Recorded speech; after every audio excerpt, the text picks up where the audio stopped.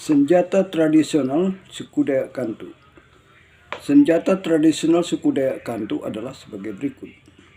Beliung atau yang disebut dengan kapak Dayak, terabai atau perisai, sumpit atau sumpitan, sangkuh adalah tombak. Tangkin atau mandau dalam kehidupan sehari-hari, senjata ini tidak lepas dari pemiliknya. Artinya, kemanapun ia pergi, tangkin atau mandau selalu dibawanya. Karena tangkin berfungsi sebagai simbol seseorang atau kehormatan dan lain-lain.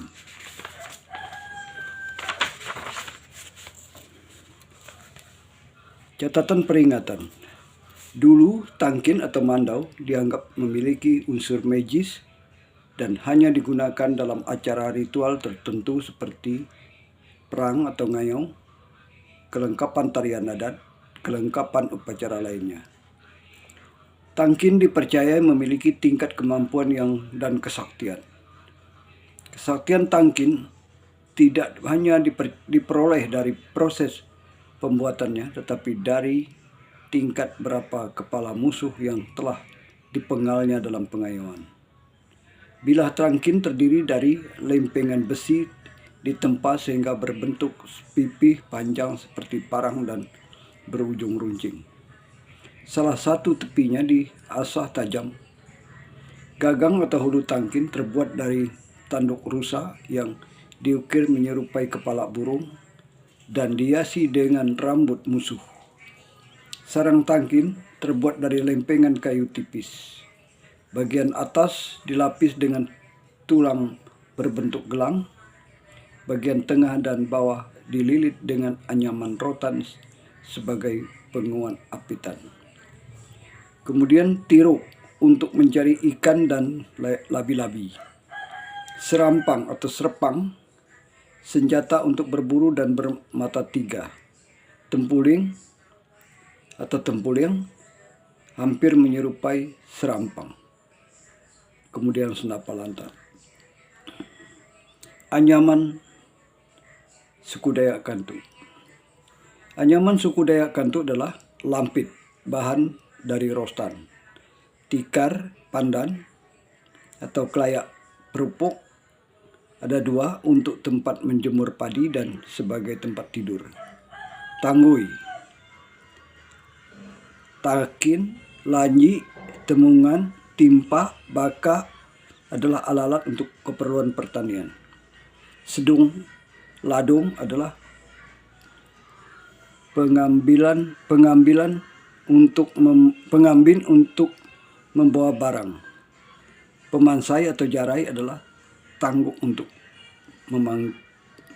menangguk ikan. Arisan rumah struktur Dayak Kantu. Pada zaman dahulu, keberadaan kelompok masyarakat suku Dayak Kantu ditandai dengan adanya rumah betang atau rumah panjai yang dibuat dari pohon palin, sehingga disebut rumah betang atau rumah panjai palin. Konstruksi rumah panjai ini disangga oleh tiang-tiang kayu palin atau kayu belian yang kokoh dan besar. Tiang tegak lurus dan balok yang mendatar disambung dengan menggunakan pasak. Bagian rumah panjai yang terbuka digunakan untuk menjemur disebut tanyu. Tanyu, sedangkan bagian rumah yang tertutup terbagi atas jalan lintas ruang yang disebut ruai atau penyurai. Kemudian baru dibuat bilik-bilik atau bilik milik mereka. Bentuk dan ruas rumah betang ini bervariasi dan umumnya dibangun dengan ketinggian 3-5 meter dari tanah. Tingginya bangunan rumah betang ini untuk menghindari musuh, binatang buas, dan banjir di hulu sungai di Kalimantan Barat.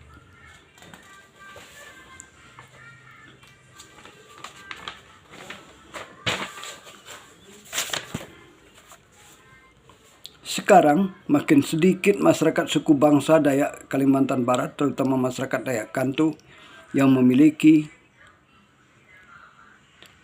tinggal di rumah betang atau alasan kesehatan dan privasi. Untuk saat ini, hanya ada 18 rumah betang di wilayah Kalimantan Barat yang digunakan sebagai rumah hunian. 17 diantaranya berada di wilayah administrasi Kabupaten Kapuas Hulu, 1 berada di Kabupaten Landak. Agaknya ada penyebab sistemik yang mengakibatkan suku bangsa Dayak pindah ramai-ramai dari rumah betang. Program pemerintah yang diberi nama Operasi Sutra turut menjadi penyebab Sutra adalah subur sejahtera. Operasi Sutra dijalankan antara lain antara tahun 1983 sampai 1988 oleh SKPD Kalimantan Barat di bawah pimpinan Mayor Jenderal TNI Sujiman yang menjabat sebagai Gubernur Kalimantan Barat, yang menargetkan transformasi masyarakat Dayak dari kehidupan tradisional ke kehidupan modern, termasuk perilaku hidup bersih dan sehat. Kehidupan di rumah betang dianggap karena tidak higienis. Pemerintah saat ini menghimbau agar warga untuk keluar dari rumah betang dengan alasan kebersihan dan kebakaran massal. Mulai saat itulah orang mulai meninggalkan rumah betang dan tinggal di rumah sendiri-sendiri. Hari ini menimbulkan budaya individual dan individuan dan materialistis, mengikis budaya gotong royong dan menipiskan tradisi berimpuh beduruk yang di antara lain ketika terjadi orang meninggal harus dianggap sendiri, dia tanggung sendiri. Demikian juga ketika dapat buruan dimakan sendiri, lebih dijual. Suku Dayak Kantu nyaris tidak ada lagi rumah adat, rumah panjai. Semua orang Kantu kini telah membuat rumah individu. Yang masih ada adalah di Singkawang Kuning, 3 bilik. Di Bika ada bagian dibangun rumah betang atau rumah panjai oleh pemerintah Kabupaten Kapuas Hulu, berada di pinggir Danau Buang, tetapi bukan rumah hunian. Suku Dayak Kantu mengenal rumah betang yang lebih kecil dan lebih pendek yang disebut dampak. Dampak biasanya dibangun oleh beberapa keluarga dalam membuka lahan baru untuk berladang. Dayak Kantu menyebutnya nyurong bumai.